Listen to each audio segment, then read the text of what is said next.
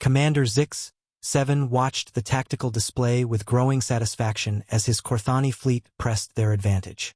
The rebel colonies of Kepler 442b had held out longer than expected, but their makeshift defense grid was finally cracking.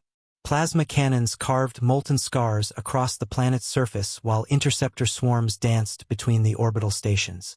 "Admiral, the third ring is collapsing," his tactical officer reported, mandibles clicking with excitement. "Their power cores are overloading. Victory is imminent." Zix-7 flexed his 6 arms in anticipation.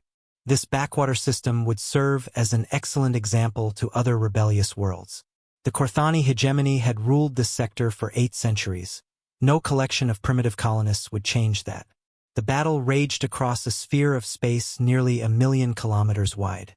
Corani dreadnoughts, each the size of a small city, unleashed torrents of antimatter into the colonial defense lines. Smaller frigates wove between debris fields, their crews hunting down fleeing civilian vessels. The colonists fought with desperate courage, but their cobbled-together ships were no match for military-grade weaponry. Then something changed.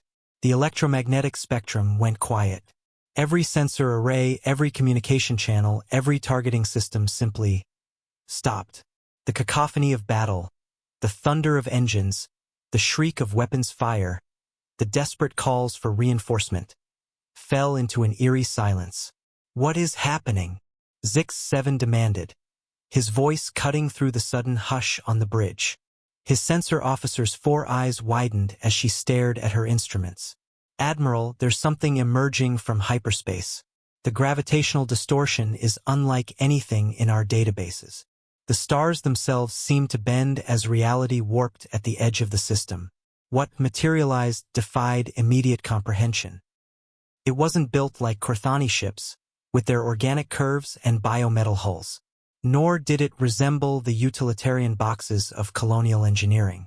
The vessel was a perfect geometric nightmare, a crystalline structure that hurt to look at directly.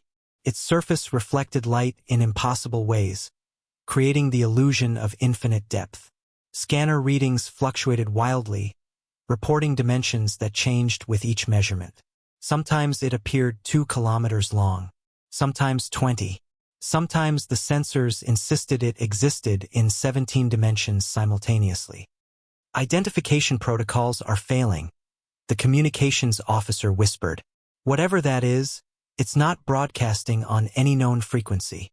The mysterious ship moved with predatory grace, ignoring the laws of physics that governed normal vessels.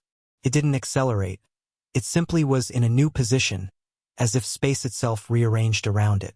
When it finally transmitted, the message came through every channel at once, bypassing encryption, cutting through jamming, reaching every mind in the system simultaneously.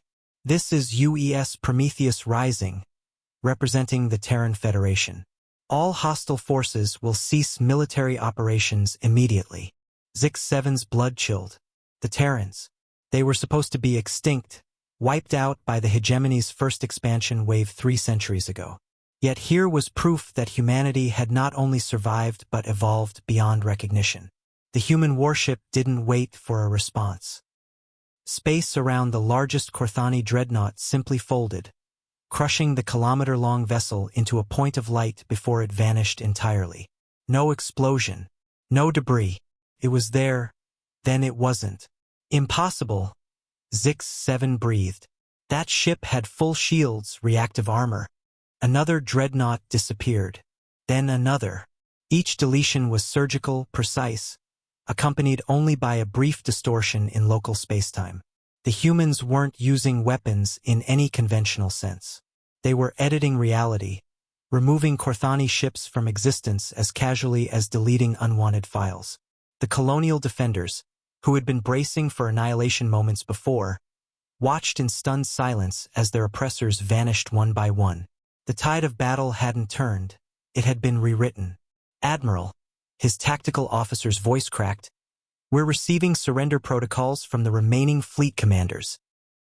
Zix-7 stared at the human ship as it hung motionless in space, its impossible geometry defying his understanding. 300 years of assumed victory, of believing humanity was just another conquered species, crumbled in minutes. The battlefield had gone silent, and in that silence, humanity had returned to reclaim the stars.